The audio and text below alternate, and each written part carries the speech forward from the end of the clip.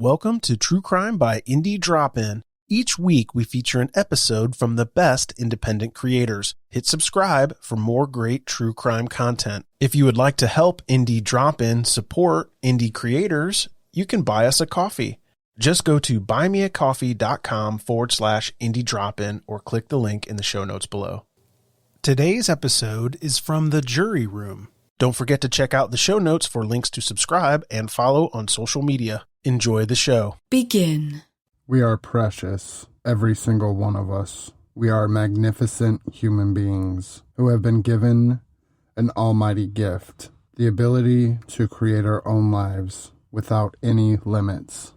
Warning: the following podcast contains mature content. Listener discretion is advised. Hello, and welcome to the Jury Room, where we dissect some of the most heinous, some of the most unthinkable, and some of the most monstrous crimes to ever scar the earth.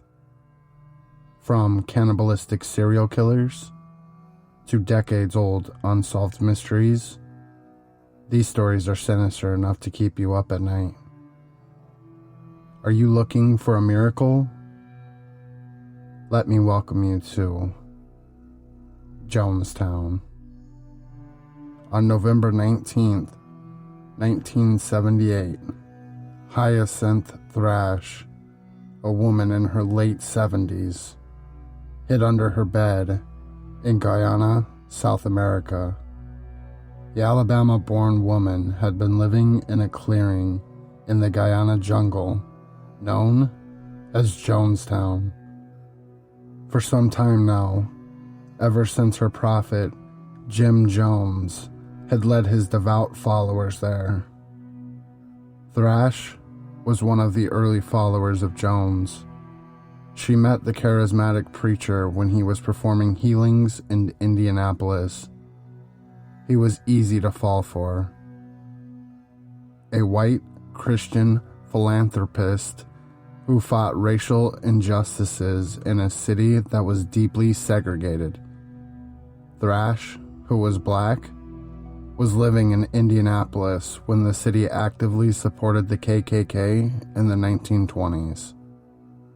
To see a white man preach about integration and equality was remarkable.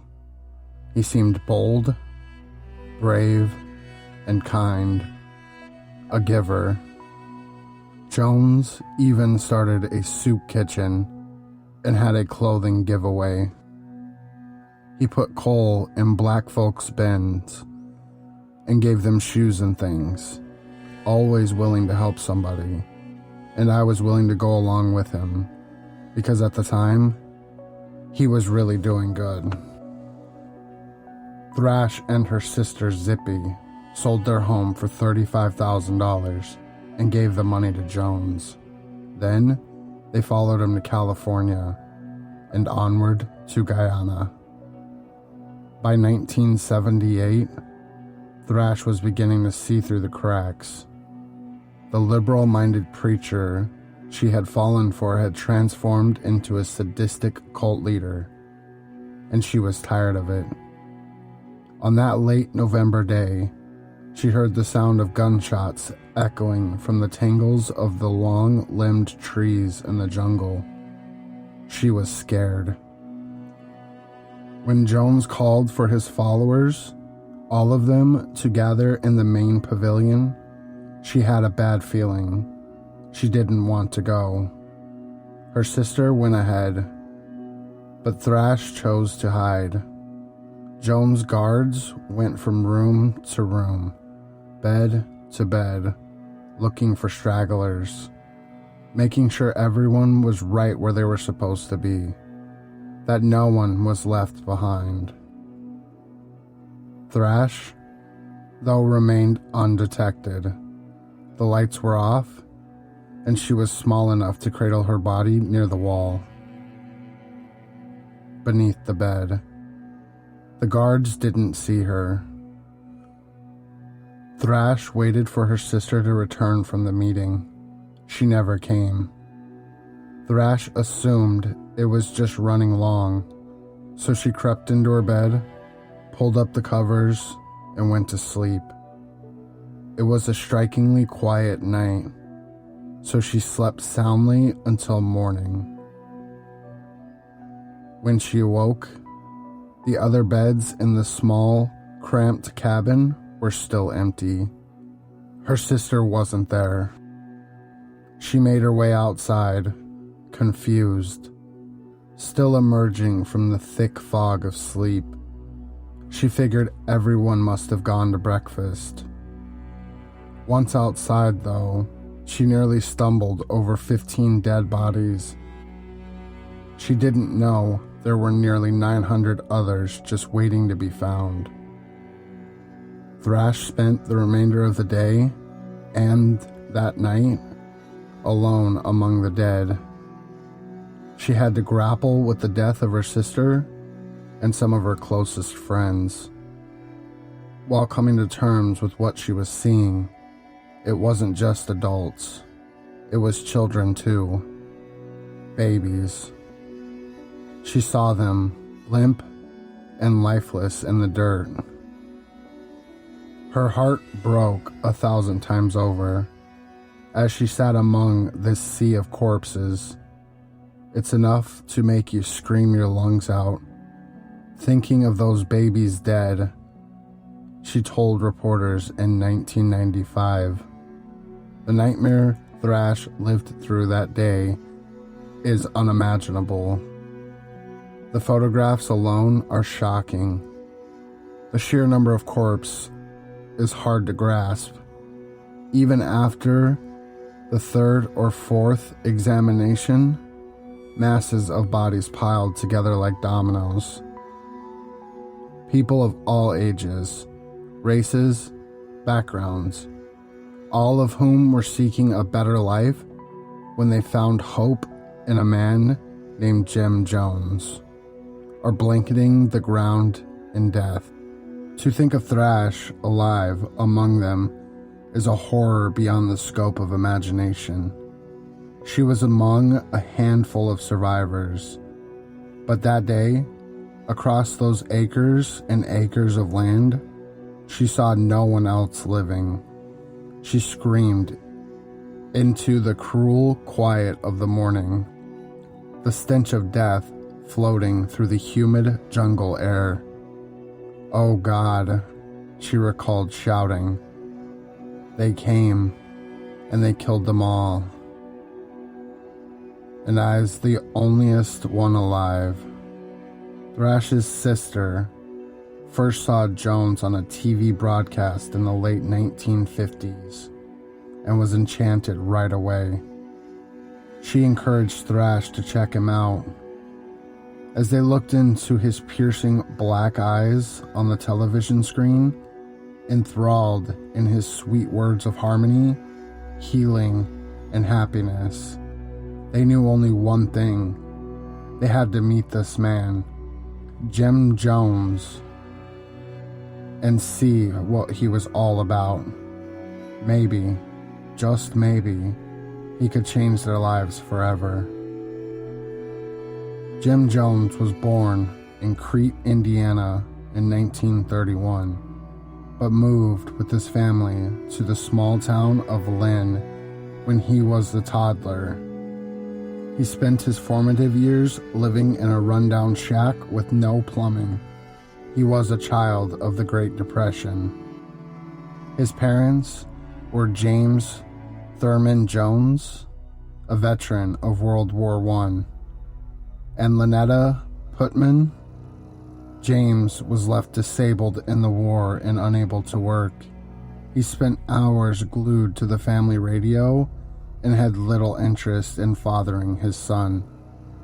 The only thing that he did seem to care about was the KKK, who he supported vehemently. Jones was closest with his mother. Lynetta worked as a waitress and a factory worker, but she was one of the few college-educated women in the rural town of Lynn, Indiana. While she was not at all religious, she did suffer from deeply seated paranoia that she fed to her son from a young age. According to Jeff Gwynne, author of The Road to Jonestown, Jones's paranoia is actually rooted in his childhood, where he had a mother who believed that she was reincarnated through many lives, and that in a vision it was revealed to her that she would give birth to the greatest man who ever lived.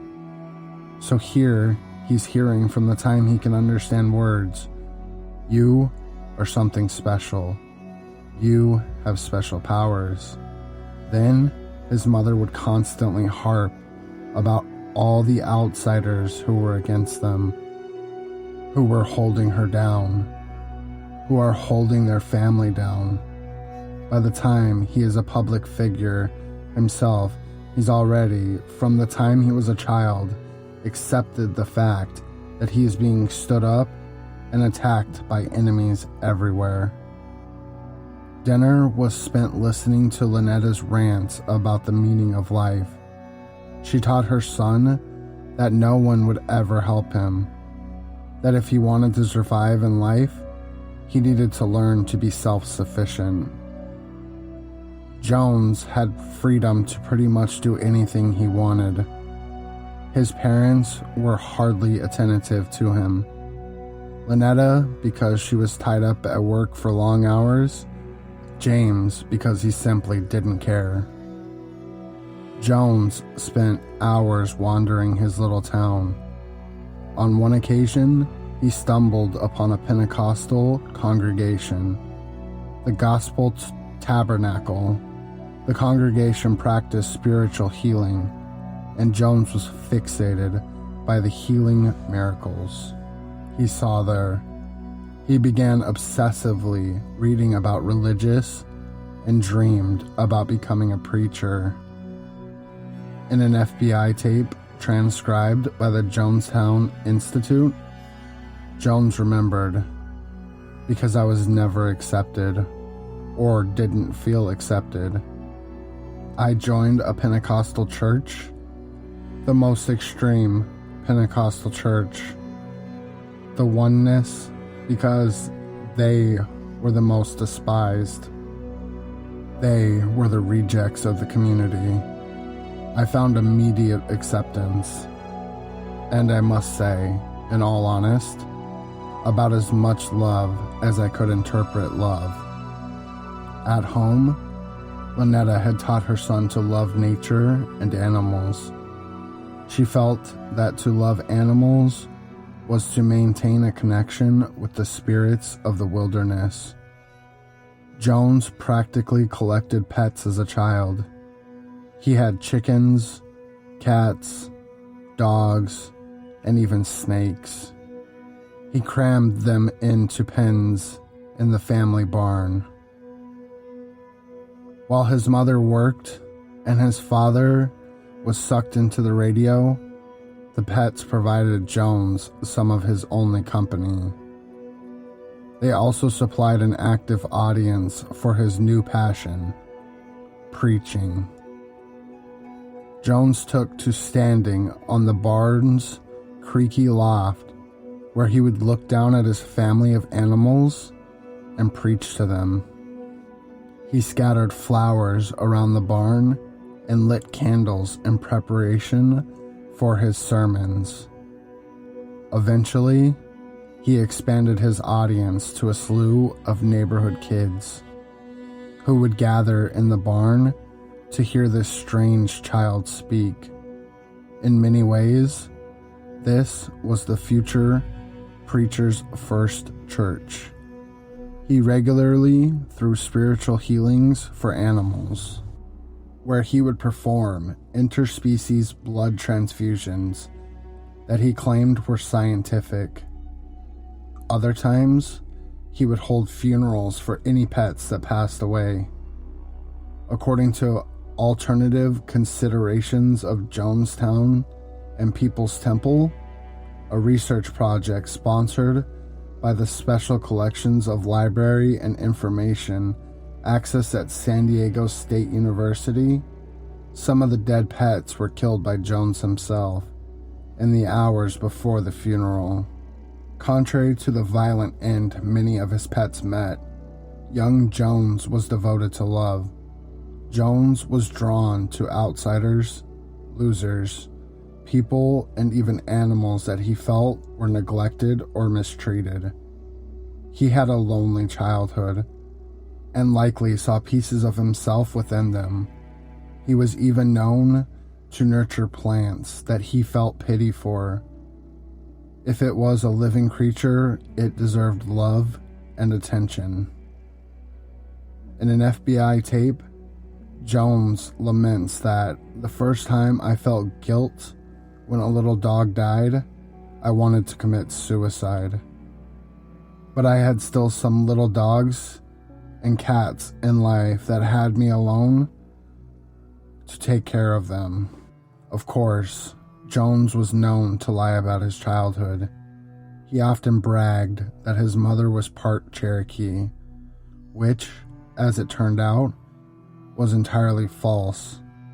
It's hard to know what a truth might be and what a lie if it came from Jones's mouth.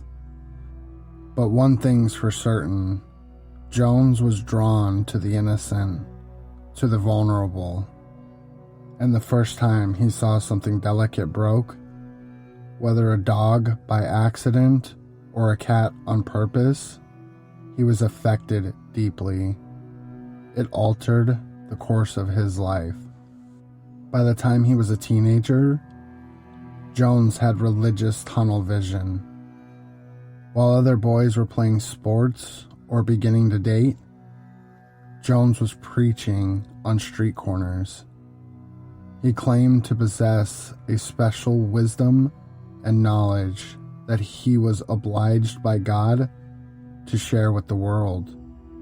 He preached in black and white neighborhoods alike, speaking of brotherhood and unity to anyone who would listen. He gave the poor or downtrodden special attention. He felt he could sympathize with their plight because he had pains of his own. Soon, he made friends with the only black man in town and invited him to come to the house. In the FBI recordings, Jones remembers, "I had early developed a sensitivity for the problems of blacks. Too, probably feeling as an outcast. I brought the only black young man in the town home to visit my dad, to visit my home. And my dad said that he could not come in. And I said, then I shan't. And I didn't see my father for many years." In 1945, following the incident with his friend, Jones and his mother left his father and moved to Richmond, Indiana. There, Jones dived headfirst into his studies, eager to learn all about the world. It was at school that he was introduced to powerful historical figures and became interested in how a person can come from little and gain a lot. He voraciously read the teachings of Karl Marx, Joseph Stalin, and Adolf Hitler. His perception of the world and of his own place within it was shaped by these readings, as well as his mother's praise for him. Her adamance that Jones was someone special. Jones worked part-time at the local hospital, and it was there that he met Marceline Baldwin, a young nursing student who was drawn to Jones' devotion towards patients. Jones gave the sick special attention, charming them with his charismatic speeches. Baldwin viewed Jones as a man of the world. He cared deeply about social issues and treated everyone he met with kindness. The couple married a year after Jones graduated high school, which he did early with honors. The early years of marriage were dark. Jones was a college student. His confidence and his ego had grown. He had a keen desire for power, but his insecurities were his greatest weakness. Terrified of being abandoned, he was possessive of his new wife and angered if she ever spent time with someone else. Baldwin was wary of this shockingly jealous side of her new husband, but she believed that marriage was a lifelong commitment, so she was determined to make it work. At school, Jones was learning more about the world, and the more he learned, the more he struggled with his faith. How could his beloved God allow for poverty, racism, and genocide? For a few years, he denounced God completely, unable to reconcile his faith with the painful realities of the world. Whatever Jones believed was the only thing to believe. He told his wife that if he ever caught her praying, he would kill himself. If Jones said there was no God, there was no God. In 1951, Jones, now 20, became interested in communism. He attended meetings of the Communist Party USA, even bringing his mother with him on occasion. This was in the height of the Cold War, when communists were considered enemies of the state and were heavily investigated by the FBI. After one meeting, an FBI member harassed Lynetta in front of her coworkers, humiliating her. Jones, deeply angered by the incident, decided he needed to do something big to just demonstrate his devotion to communism and his resentment towards the US government. In an FBI tape, Jones says, "I decided, where can I demonstrate my Marxism?" The thought was, infiltrate the church. Jones began his education into becoming a pastor and was soon working as a student pastor at the Somerset Methodist Church in a lower class, white neighborhood in Indianapolis. He truly did agree with the teachings of Jesus Christ, considering himself a believer and a doubter at the same time. Regardless of his faith, though, was more happy to preach the teachings of Jesus, particular of helping the poor and loving thy neighbor. In his spare time, Jones attended services at black churches and invited the people he met there to attend secret services in Jones' own home. After only a few years, Jones was preaching for large crowds at Pentecostal meetings. He spoke of healings and his belief in miracles, drawing in anyone who needed to believe in something, to believe that their hopes could come to fruition, that their pains could be healed. Motivated by his success and recognizing his unique ability to entrance total strangers, he left the Methodist Church and started a church of his own, which he called the People's Temple. In the beginning, Jones's church was committed to helping the needy, even with limited funding. It established a soup kitchen. Jones and his wife adopted a black child, a Korean child, and gave birth to their first biological son. Their family represented to Jones' flock Jones' commitment to a peaceful world, free of racism or division. This was the late 1950s. Jones and his wife were the first white parents to adopt a black child in the state of Indiana. During services, Jones performed miracle healings that were published about in newspapers, drawing in big crowds of desperate, sickly people. His church grew fast. According to Gwen, Jim Jones was a tremendous performer. Instinctively, he understood the things that he would need to do in front of a crowd, not just to get their attention, but to hold it and be remembered by them. He taught himself and then taught a few followers how to assist him. He would concoct being able to summon cancers from people's bodies, which were actually rotten chicken parts that he would have planted earlier. Even the small number of followers who understood this was all a ruse convinced themselves that it was necessary for Jones to trick people at first in order to bring them into the church. Gwen explains, they tell themselves Jim is doing what he has to do to bring people in for the greater good, because at the same time he is doing these terrible things, he's making things up. He's tricking people. He is also out there working for integration, for civil rights, for women's rights. As his followers grew, so did his ego. Jones felt invincible. He published an ad in a Chicago paper for the most spiritual healing ministry in the land today. The pamphlet claimed that Jones could make the blind see, the deaf hear.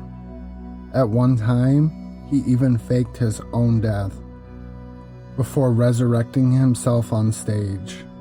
Audiences went nuts. Jones was quickly addicted to the control he had, the power. He started sleeping with members of his flock, barely trying to hide it from his poor wife. Sex was another way for him to exert control and get people to stay close to him, to worship him, to follow his lead without question. He had a strategy when it came to convincing new members to join the church, and it wasn't all rotten chicken guts. He was after desperate people because he knew that someone seriously down on their luck, in need of a miracle, will be the most likely to blindly follow the promise of hope. He took his flock on bus tours of the American West, where he would stop in city after city to attract new followers. He invited the sick and the poor to big auditoriums, where buffets of food would be waiting for them, along with physicians to check out blood pressure and perform diabetes checks. There were others available to help people apply for welfare and Social Security. Finally, Jones would ask everyone to take a seat. A band would perform music before Jones stepped onto the stage to perform a healing. Gwen explains how this whole event would draw people in. So, you get entertainment, but more than that, you get hope. And so, it can be any wonder that at every one of these stops, there are always some people who want to get on the bus and go with Jim Jones in the People's Temple. He understood psychology, and he took full advantage. Through all of his recruiting and spectacle, Jones never stopped giving back. He threw himself into fighting for civil rights. His commitment to good and to unity was noticed by the local government in Indianapolis. He was soon invited to be the head of the Indianapolis Human Rights Commission, a job he was thrilled to take on. In addition to his work as a church leader, his strong, controversial beliefs, however, drew widespread criticism. Jones told the local news that he was receiving death threats and was regularly harassed on the streets. None of these claims were ever founded. But Jones stepped down from his new position just months after it began. During this time, Jones became paranoid of an upcoming nuclear attack.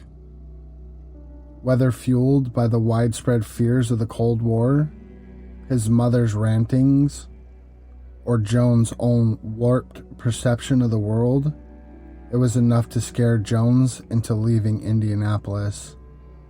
He decided to take his congregation somewhere where they could be safer. In search of the perfect paradise for his flock, Jones traveled to Hawaii and Brazil over the course of 2 years. It was during this time that he first set foot in Guyana. He was drawn to the small country's socialist doctrines right away, and the seeds were planted for the future move with his congregation. In 1964, Jones convinced his followers to move with him to Mendocino County, California. He had read in Esquire the county was a safe place to live in the event of a nuclear attack. About 80 followers sold their houses and gave Jones the money to cover the cost of the journey. In California, the church continued to grow. Soon, it expanded into several congregations with the San Francisco-based headquarters.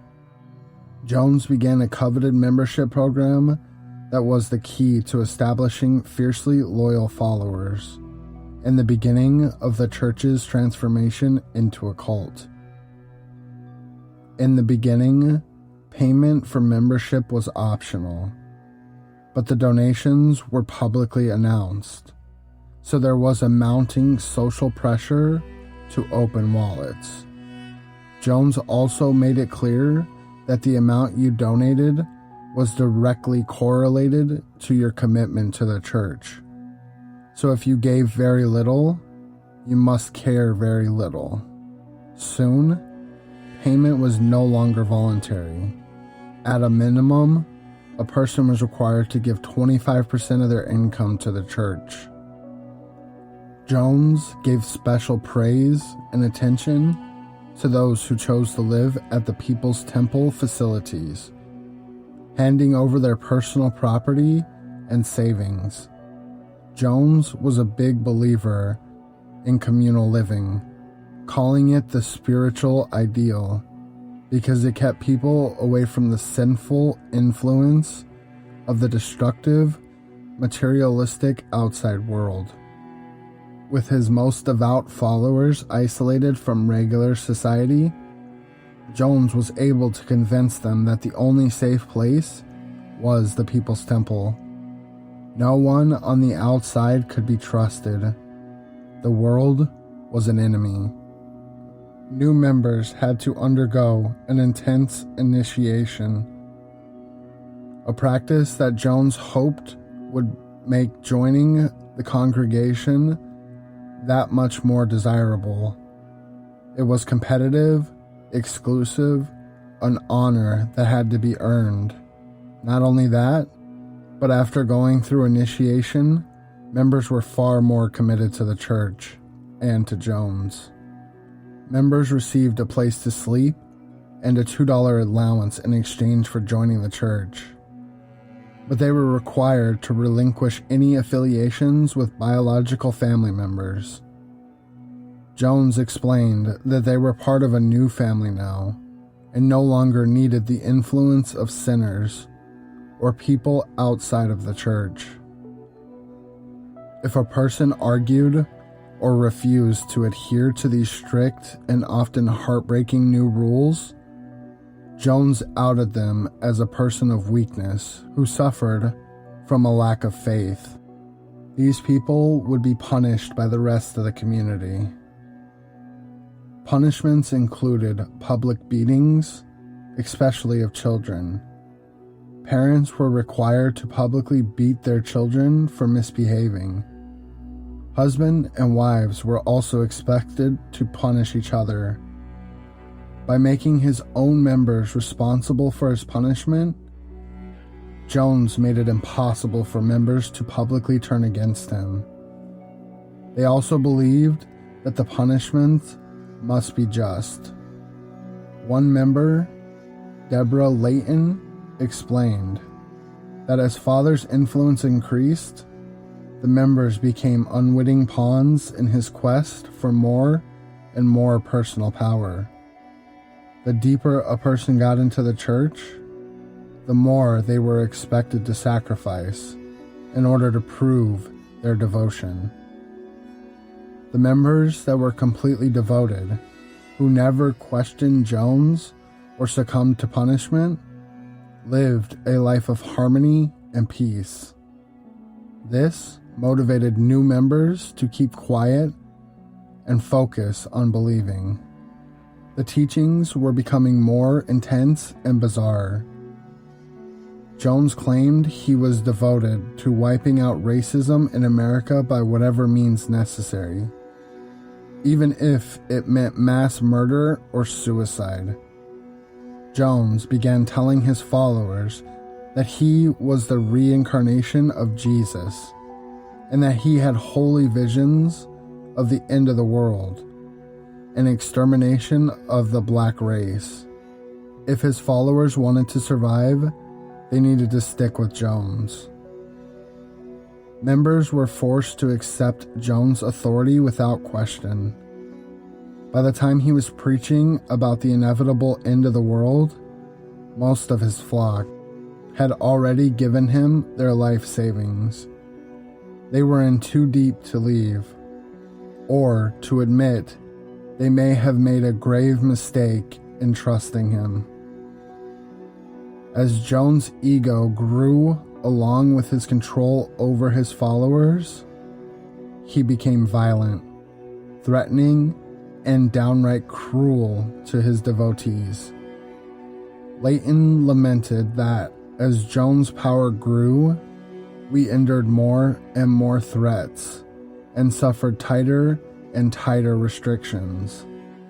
In 1968, Jones applied for affiliation with the Disciples of Christ, which he was granted.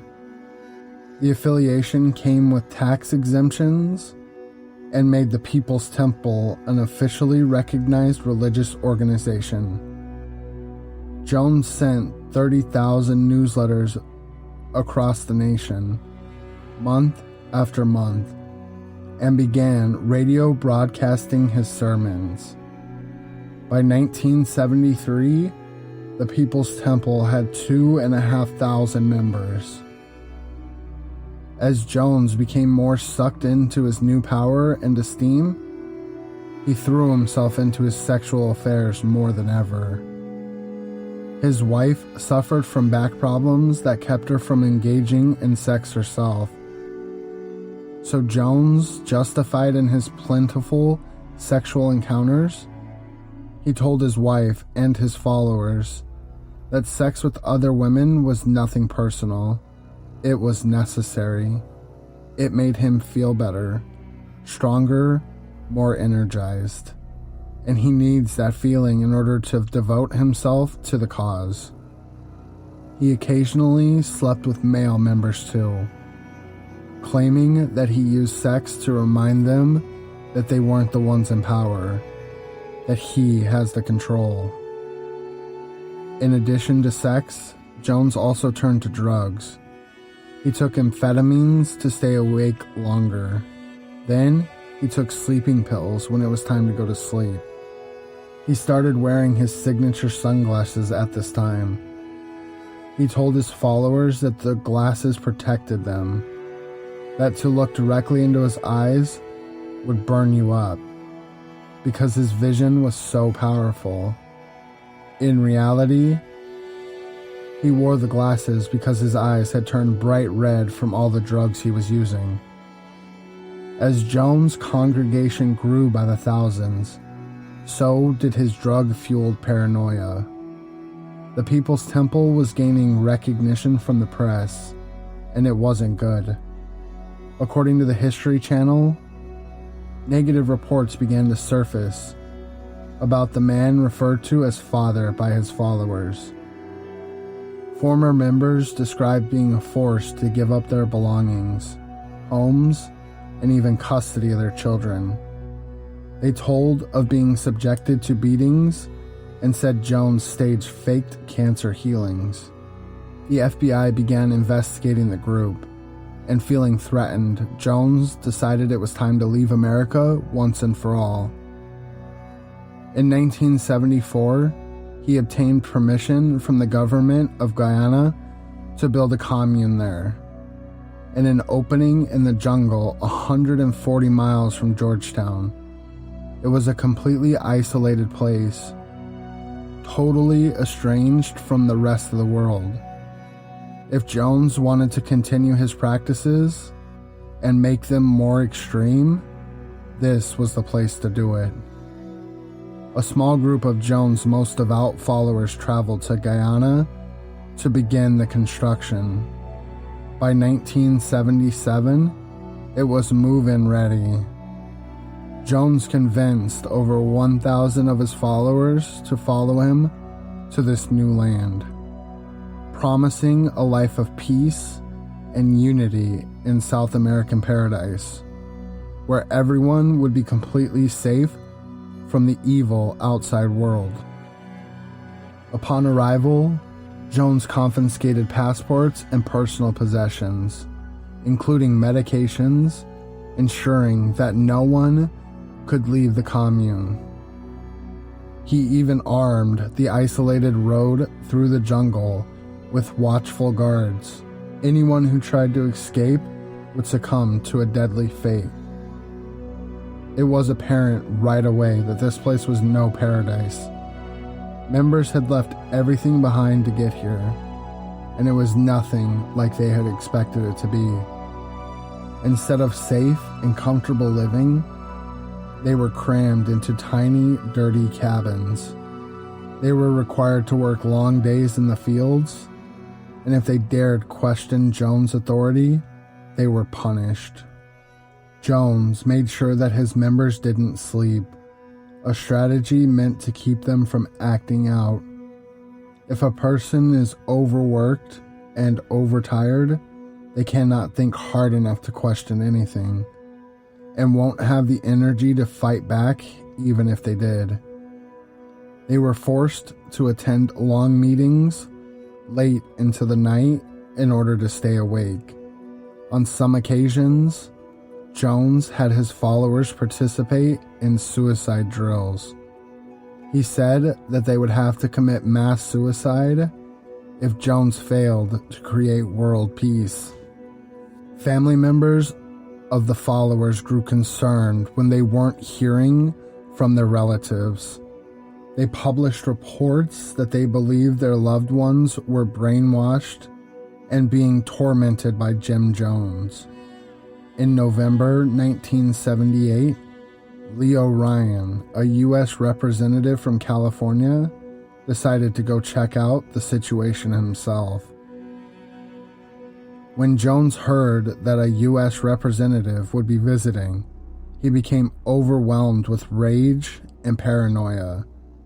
He commanded his followers to say only good words about the compound, and not to reveal any of the abuse they were suffering.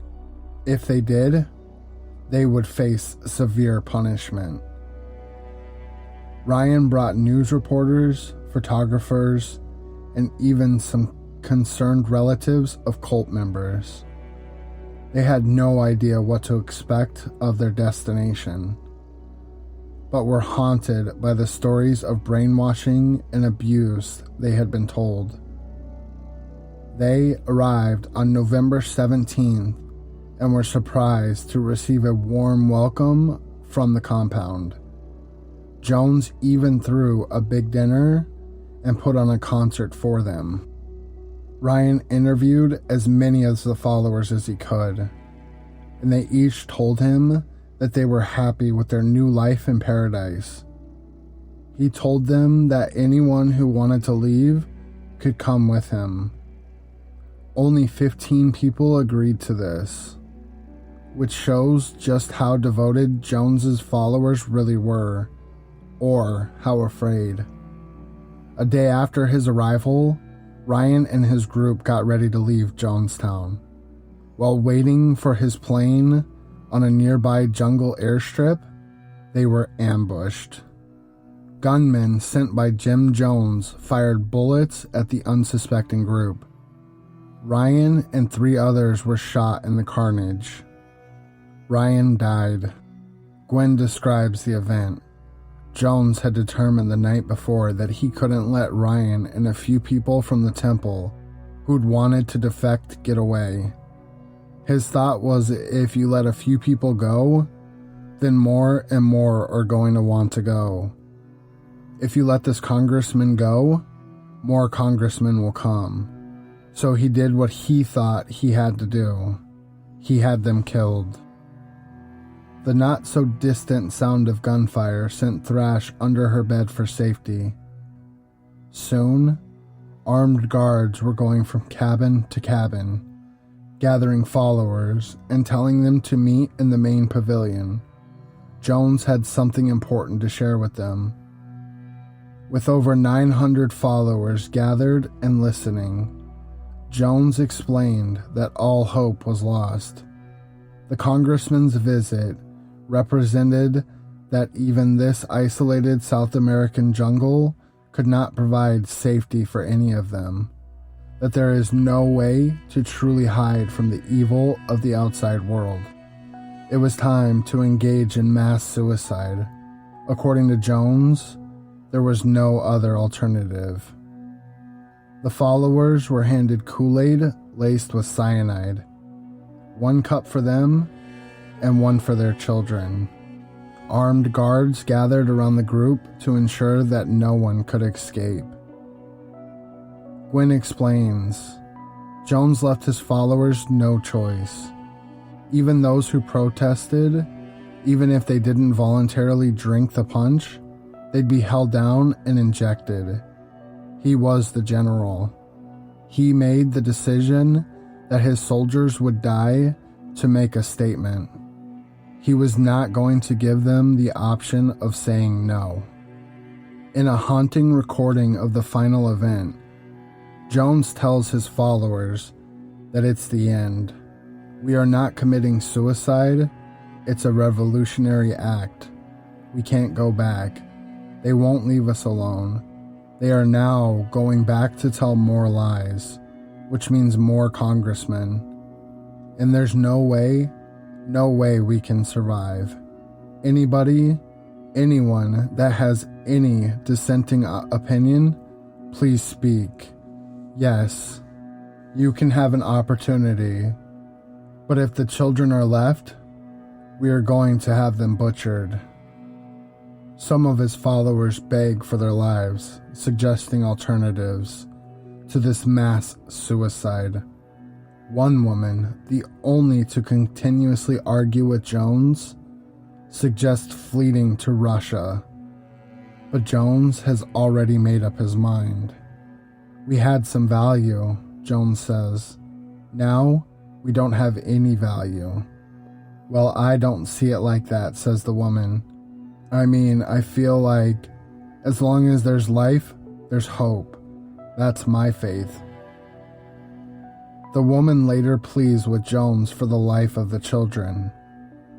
Joan tells her that death is the only way they'll find peace. They argue for minutes and minutes more. It's awful to listen to. The sound of panic in her voice as she tries so hard to save her life, the lives of the children. Other followers shut her down, tell her to listen to the prophet, respect him. They are so sucked in that killing their children doesn't seem unthinkable. On the contrary, it's a necessary service. Jones convinces his followers that if they don't commit this act, government officials will come in and massacre their children themselves. At the end of the tape is the horrifying sound of children weeping and whimpering as their parents feed them poison at the demand of Jones. I call on you to quit exciting your children when they're all doing is going to quiet rest. Finally, Jones concludes, "We didn't commit suicide. We committed an act of revolutionary suicide protesting the conditions of an inhumane world." His 900 remaining followers and their children drop like dominoes. Jones holds a gun to his head and pulls the trigger. In total, there were 33 survivors of the terrifying event. Thrash was one of them, alone among the wreckage, left to grapple with her own understanding of how this could have happened. How she could have been sucked in, along with so many others. How it could have all gone so horribly, horribly wrong. The People's Temple was founded on the virtues of love, unity, and peace. It was a place where miracles could be real, hope could be possible.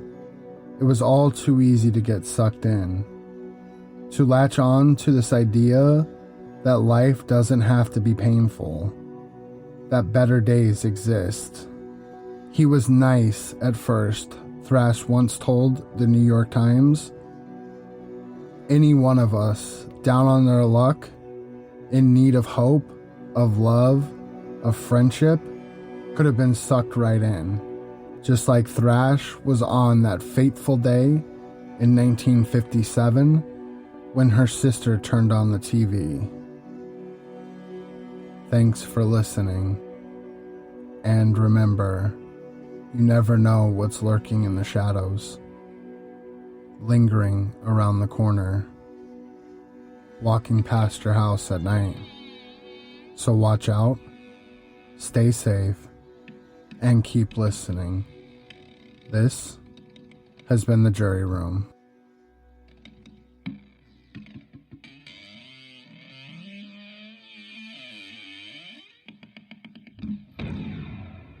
Thanks again for listening to True Crime by Indie Drop-In. If you would like your show featured, reach out to us at Indie Drop-In on all social media or go to indiedropin.com. See you next time.